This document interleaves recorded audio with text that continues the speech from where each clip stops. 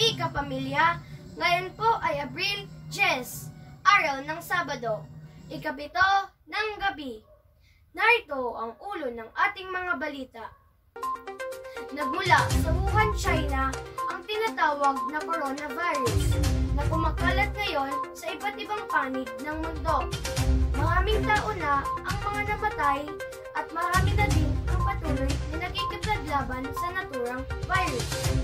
Ayon sa nakalap nating impormasyon, paniki daw ang pinanggalingan ng virus nito.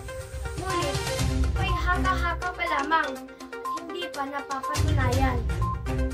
Ang tanging magagawa natin ngayon ay mag-ingat.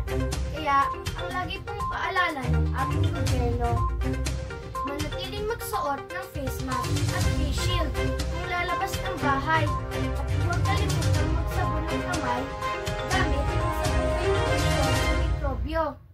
Hindi po natin nakikita ang ating kalaban, kaya makiusap lang po. Kailangan natin ang buong kooperasyon ng bawat isa sa atin upang hindi na kumalat at makahawa pa ang nasabing virus. Muli po, ako si Sebastian Miguel Embile, nag-uulat.